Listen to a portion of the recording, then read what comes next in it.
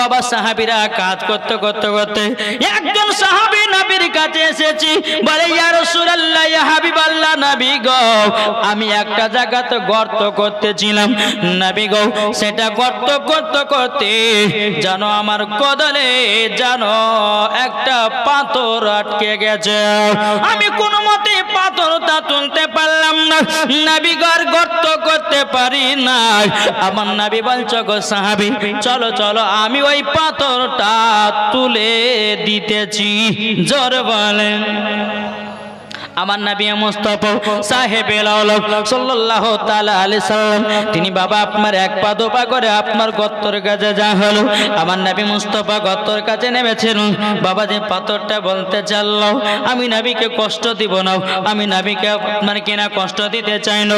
বলে কেন নবীকে কষ্ট দিতে চাই না? যে নবী আমার বাবা যে পাথরে হাত লাগিয়েছে, আল্লাহর কি কুদরত, পাথর উঠে চলে এসেছে, পাথরটা উঠে চলেছে। সাহাবীরা এত কষ্ট করার পরেও পাথর উঠলো না। আমার নবীজি যেমন পাথর হাত দিয়েছেন, পাথরটা উঠে চলে এসেছে। জোরে বলেন।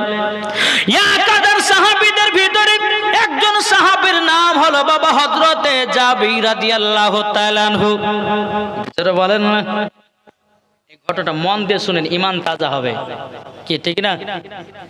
হয়নি, হবে না, হতে পারে না আমার নবীর সাথে কাউরে তুলনা। হযরত ইউসুফকে দেখে যারা আঙ্গুল কেটেছে, তারা কি আমার নবীর রূপ দেখেছে? হযরত ইউসুফকে দেখে যারা আঙ্গুল কেটেছে, তারা কি আমার নবীর রূপ দেখেছে? আর দেখতো যদি কেটে দিত, দেখতো যদি কেটে দিত কলিজা কানা। হয়নি, হবে না, হতে পারে না আমার নবীর সাথে কাউরে তুলনা। জোরে করেন সুবহানাল্লাহ। হযরতে জাবির রাদিয়াল্লাহু তাআলা আনহু আমার নবী মুস্তাফার হাত মুবারক ধরে আপনার কিনা গর্ত থেকে আপনার তোলাবেন কি বেরাদান ইসলাম মুআজ্জাজ সাবানি কিনা হযরতে জাবিরের হাত বাবা আমার নবী মুস্তাফার পেট মুবারকে বাবা একটা চলে গেছে। হযরতে জাবির রাদিয়াল্লাহু তাআলা আনহু বলছে, ওগো দয়াল নবীজি, ওগো দয়াল নবীজি, আপনার পেট মুবারকে আমার জন্য একটা হাত চলে গেছিল, কিন্তু নবী গো সবার পেটই নরম, কিন্তু নবী গো আপনার পেট মুবারক এত শক্ত কেন? আমার নবী মুস্তাফা দুই চোখের পানি ঝরা বলছে, ওগো জাবির, ওগো জাবির, আমি আখেরি জামানার নবী গো, আমি 7 দিন পর্যন্ত খাই নাই, পেটে পাথর বাঁধায় আছে। এটা জোর হবে না? আমার নবী মুস্তাফা দুই চোখের পানি ঝরায়া বাবা কান্না করতে লেগেছে। হযরতে জাবির বলছে, নবী গো কান্না করবেন না, ওগো দয়াল নবীজি গো আপনি কান্না করবেন না, আপনি যদি কান্না করেন আসমানের ফেরেশতারা কান্না করে, নবী গো আপনি যদি কান্না করেন নবী গো আমরাও পর্যন্ত কষ্ট পাই। আমার নবী বলছে, গো জাবির দেখো আমার একাধার সাহাবীদেরকে যুদ্ধ করার জন্য নিয়ে এসেছি, আমার কোন সাহাবীরা খাবার খেতে চায় না গো, আমার কোন সাহাবীরা পানি পান করতে চায় না, আমার সাহাবীরা কোনদিন খাবারের জন্য আবেদন করে না, আমি নবী মুস্তাফা 7 দিন ধরে খাই না, পেটে পাথর বাঁধা আছে। এই তো আমাদের নবী গো, এটা জোর হবে না? জাবির রাদিয়াল্লাহু তাআলা আনহু তিনি যখন এই কথাটা বাবা শুনলেন,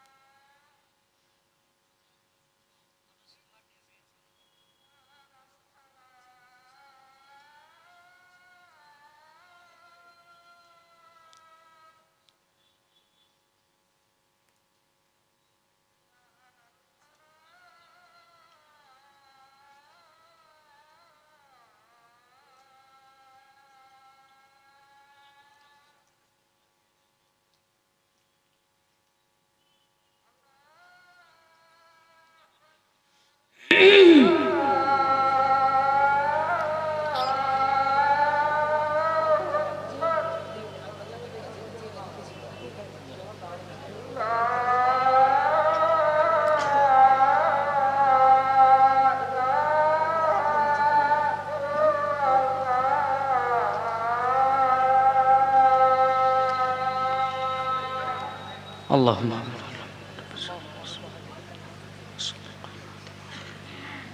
الدرجات الرفيعة وارزقنا صبر إنك لا اللهم صل على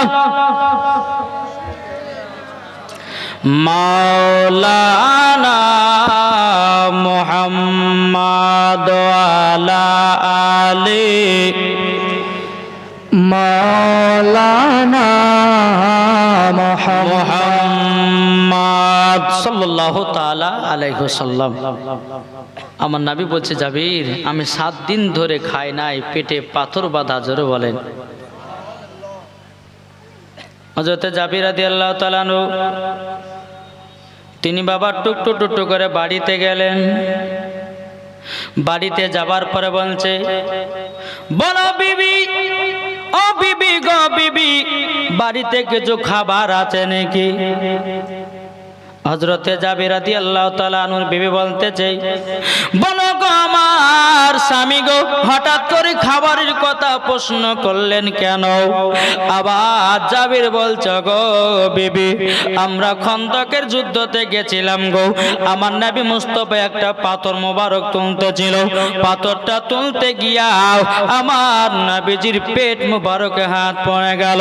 আমি নবীকে বললাম, ইয়া রাসূলুল্লাহ, ইয়া হাবিবাল্লাহ, নবী গো আপনার পেটে এত শক্ত কেন? আমার নবী বলতে, গো জাবির আমার পেটে পাথর বাঁধা আছে। এই কথাগুলো বাবা তিনার বিবিকে জানালেন। ও বিবি গো শোনো শোনো, আমি নবীকে দাওয়াত করে আমাদের বাড়িতে খাওয়াতে চাই। জোরে বলেন, একবার দুরূদ শরীফ পাঠ করুন। আল্লাহুম্মা সাল্লি আলা সাইয়্যিদিনা মাওলানা মুহাম্মাদ আলা আলি মাওলানা মুহাম্মাদ সাল্লাল্লাহু তাআলা আলাইহি সাল্লাম। হযরত জাবির রাদিয়াল্লাহু তাআলা আনহু বলতেছে, বলো বিবি গো কি খাবার আছে বলো না, আমি নবীকে দাওয়াত করে খাওয়াতে চাই। হযরত জাবিরের বিবি বলছি, বলো গো স্বামী আমার, তবে শুনে নিন শুনে নিন, আমার কাছে খাবার বলতে আছে কিছুটা জবের আটা, আর সেরকম বাড়িতে খাবার নাই। এখন জাবির বলছে, বিবি গো আমি যদি নবীকে দাওয়াত করি, নবীকে তো শুকনো শুকনো রুটি দেওয়া হবে না, হবে না। বেরাদুল ইসলাম মুআদ্দিন সামানিকেরা, এ সোনা মানিকেরা, হযরত জাবিরের বিবি বলছো, বিবি জাবিরের বিবি বলছি, আমার প্রাণের স্বামী গো, তবে শুনে নিন আমাদের বাড়িতে একটা খাসি আছে, ওই খাসিটা জবাই করুন, আমার নবীজিকে খাসির গোশত দিয়া রুটি খাওয়াবো। জোরে বলেন।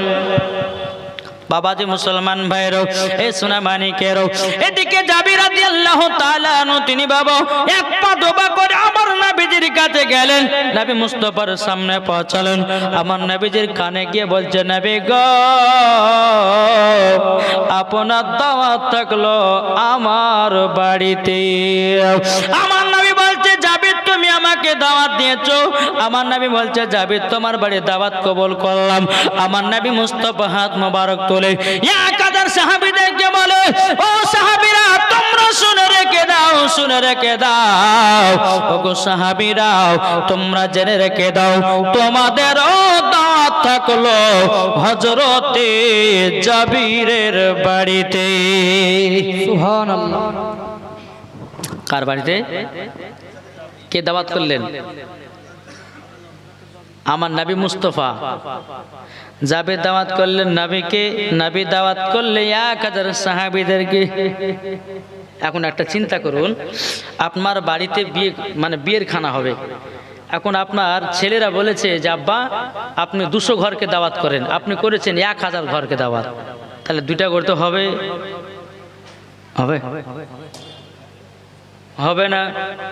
কিন্তু বেরাদুল ইসলাম মুআজ্জাজ সাবানী কিরাম, হযরতে জাবির রাদিয়াল্লাহু তাআলা আনহু তিনি বলতেছে, বলে আল্লাহ গো আমি করলাম নবীকে দাওয়াত, আমার বাড়িতে অল্প কিছু পরিমাণে খাবার আছে, কিন্তু না আল্লাহ এখন কি করা যায়, আমার নবী তো 1000 সাহাবীদেরকে দাওয়াত করেছে, আমার তো অত ক্ষমতা নাই, আমি একজন গরিব সাহাবী। হযরতে জাবির রাদিয়াল্লাহু তাআলা আনহু তিনি বাবা এক পা দোপা করে বাড়িতে গেলেন।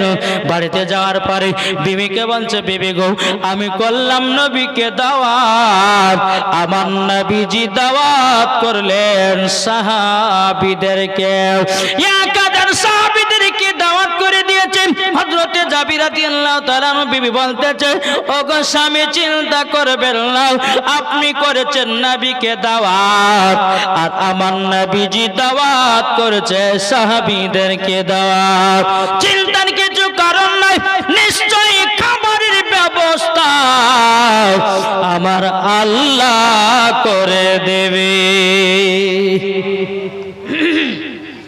জাবিরের বিবি বলতেছে, স্বামী চিন্তা করবেন না, আর আমাদের ঘরে বউ মারা হলে তোমার 2টা করতে হবে, বক্তব্য বক্ত না। কিন্তু জাবির রাদিয়াল্লাহু তাআলা আনহু বিবির এতটাই বাবা বিশ্বাস ছিল, নবী যখন দাওয়াত করেছে নিশ্চয় খাবারের ব্যবস্থা হয়ে যাবে, এটা জোর হবে না।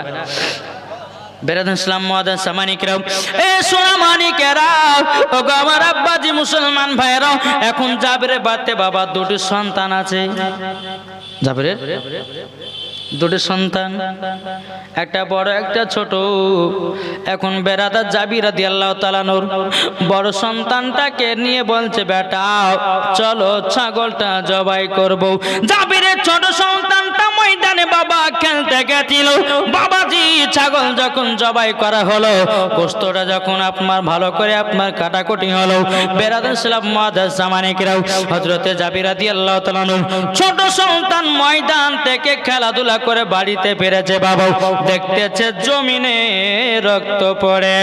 ছোট সন্তান বলছে বড় ভাইকে, ও বড় ভাই বলো বলো বলো জমিনে এত রক্ত পড়ে কেন?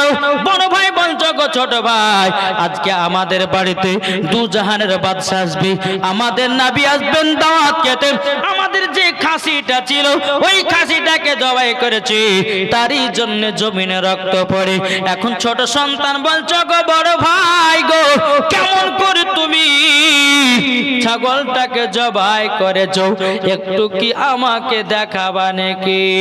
বলো ভাই গো ছাগলটাকে আমি এতটা ভালোবেসে ময়দানে ছাগল চড়াতে নিয়ে যেতাম গো, একটু ছাগলটাকে প্রায় মহব্বত করে নিয়েছি, ও ভাই একবার তুমি দেখায়া দাও, দেখায়া দাও।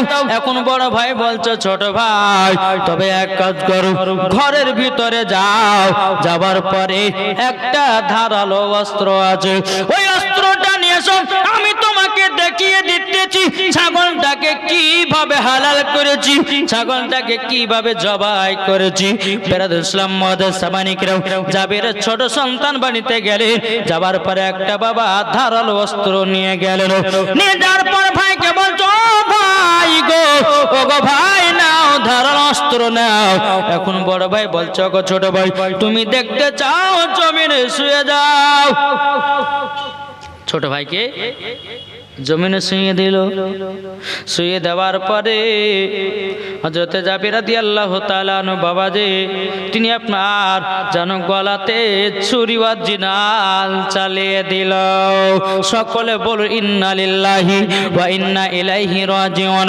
ছোট সন্তানের গলাতে অরিজিনাল বাবা ছুরি চালায়া দিল।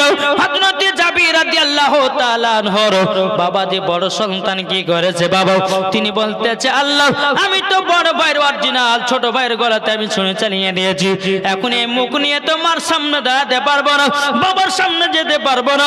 আজকে দু জাহানের বাদশা নবী আমার আসবে, তিনার কাছেও আমি দাঁড়াতে পারবো না।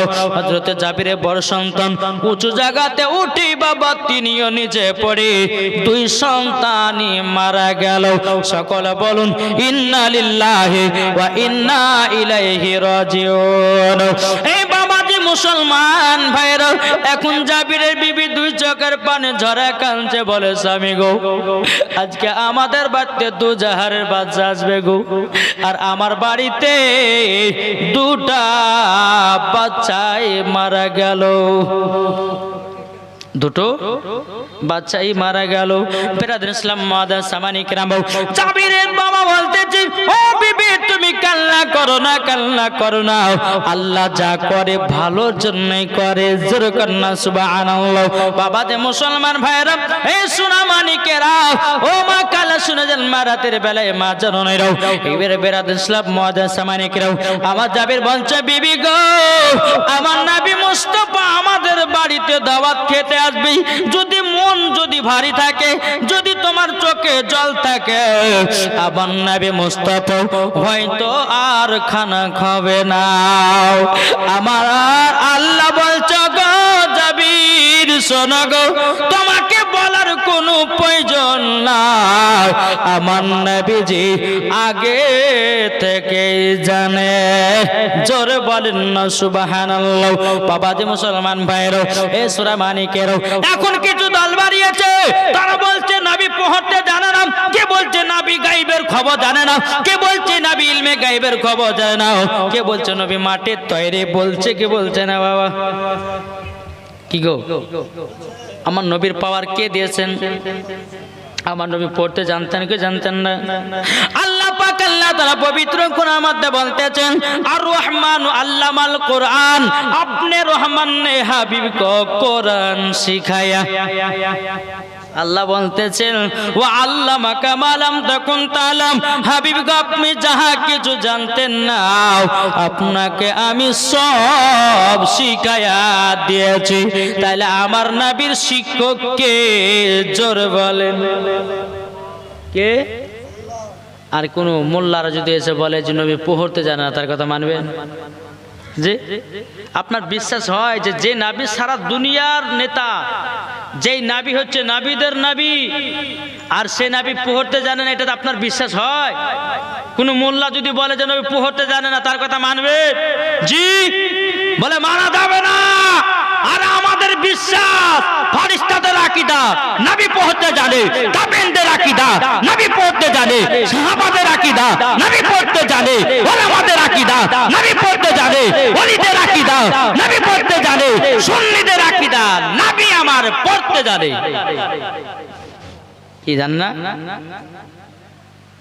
বাবা তো মুসলমান সোনা মানিকেরা, আসলে তাদের জানা নাই। কি না আছে? নাহলে পরে এত বড় কথা বলে গো। এ ভাই, নবীর জন্য জীবন দিতে আমরা রাজি আছি না নাই? জি, কে কে দিবেন একটু হাত তুলে দেখান তো। এই যে নবী দিবসে, যে আমাদের নবী দিবসটা গেল উত্তরপ্রদেশে, বেরাদুল ইসলাম মুআদ্দাস সামানিকরাম, নবী দিবসে 1 লাখ 2 লাখ 3 লাখ তারা খরচা করে দেয়। নবী দিবসে জুলুস সাজায়, কেউ কাবা, কেউ মদিনা, এইরকম ভাবে সাজিয়ে তাদের একটা প্রতিযোগিতা হয় যে যার জুলুস ফার্স্ট হবে সে পুরস্কার পাবে। এইরকম উত্তরপ্রদেশে এইরকম জাশনে ঈদে মিলাদুন নবী আপনার জুলুস চলতে থাকে।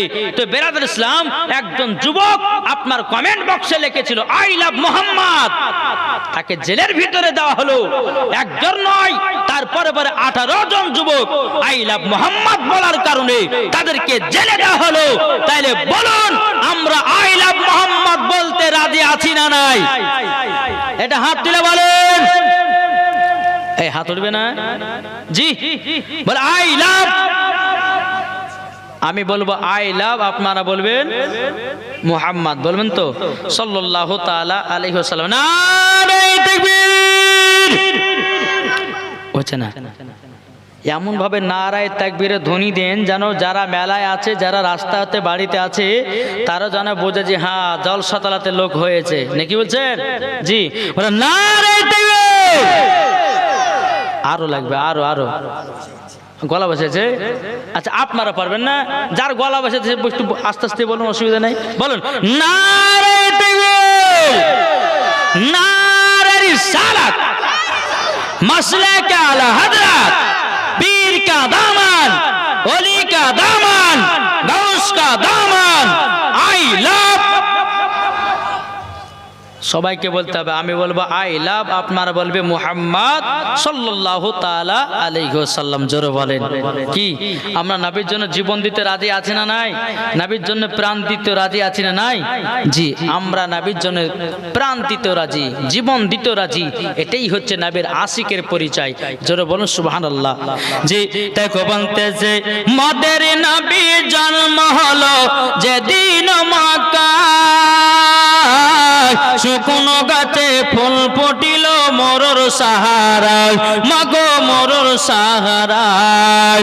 আদব সহকারে নূর নবীজিকে ঘিরে, আদব সহকারে নূর নবীজিকে ঘিরে, নূরের দুলনাই দুলনা, মাগো তোমার লালের নাই তুলনা।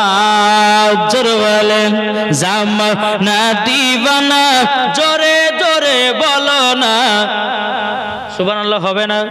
বলুন জামানা দিওয়ানা, চিল্লে চিল্লে বলো না তোমার লালের নাই তুলনা, মাগো তোমার লালের নাই তুলনা।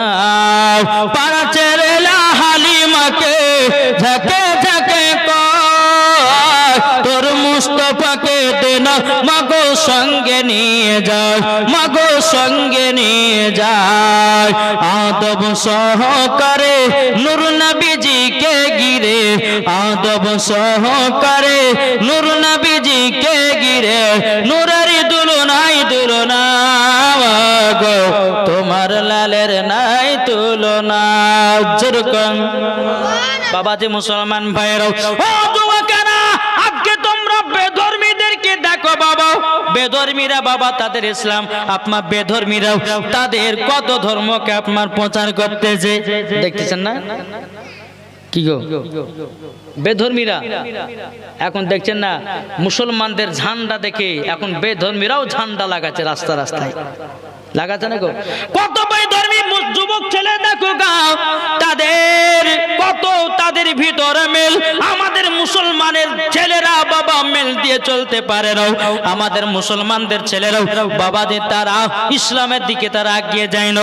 ও যুবক মেলাতে ঘোরা ছাড়ো, ও যুবক তুমি ফ্রি ফায়ার খেলা ছাড়ো, ও যুবক তুমি পাবজি খেলা ছাড়ো, ও যুবক তুমি মিথ্যা কথা বলা ছাড়ো।